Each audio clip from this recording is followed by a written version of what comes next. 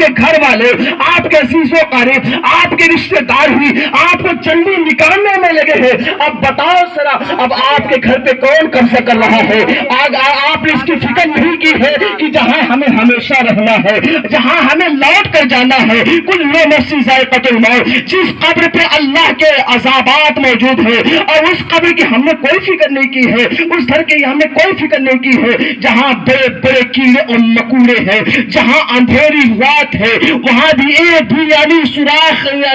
نہیں ہے، اور اس قبر کے اوپر ہمارے سینکڑوں من مٹی کے نیچے ہمیں دفن کر کے لوگ چلے آتے ہیں، پھر بعد میں یہ ہمارے پاس نہیں جاتا ہے کہ ہمارے حالات کیا ہے، نہ ہماری اس کے بارے میں کوئی خبر ہے کہ ہمارے عذابات ہمیں کو کیسے مل رہے ہیں۔ اب ہمارے تو ہم جانیں گے کہ اللہ تبارک و ہمیں کس طرح کا عذاب دے رہا ہے، سننے والا جانتا ہے، قبر میں رہنے والا جانتا ہے کہ اللہ تبارک و تعالیٰ اس کے اوپر کس طرح کے عذابات کو مبتلا کر رہا ہے۔ ہم تو یہاں گوشت روٹی کھانے میں مبتلا ہے، وہاں ہمیں کھانے میں کمیاں نکالنے میں ہم لگے ہوئے ہیں، لیکن ذرا سوچا ہے کہ جس مرحوم کے فاتحہ میں ہم لوگ جاتے ہیں، لاؤ چلو گھر سے نکلتے ہوئے درود پاک کا ورد کر دے، اتنا ہی ہم بخشا دیں گے، اور گھر سے نکلتے ہوئے ہم کلمہ طیبہ کا ورد کر دے، چلو اسی کو بخشا دیں گے، نہیں صرف ہمیں کھانے کی پڑی ہوئی ہے کہ فاتحہ کتنی جلدی ہو، سبحان اللہ، کھانے کو ملے۔ میرے پیارے، کبھی آپ نے سوچا ہے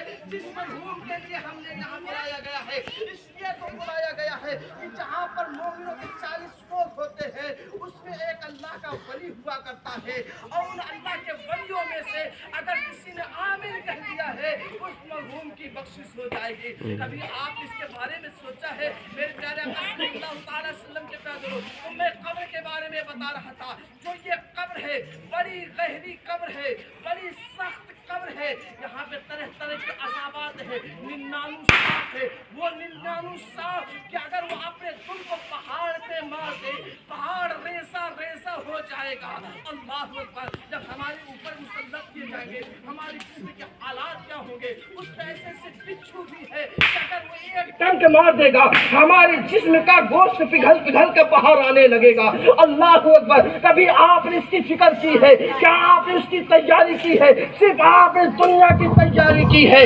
دنیا کے گھر کو بنایا ہے، آخرت کے گھر کو نہیں بنایا۔ اور میرے پیارے، جب آپ کو دوزخ کے عذاب میں ڈالا جائے گا، حبہت کا کنویں میں ڈالا جائے گا، وہ حبہت کنواں ہے جس میں بے نمازی کو ڈالا جائے گا، زانی کو ڈالا جائے گا، شرابی کو ڈالا جائے گا، ماں باپ کو ایسا دینے والے کو ڈالا جائے گا۔ اس کنویں کا عذاب کا عالم یہ ہے کہ اس کنویں کے عذاب سے جہنم کی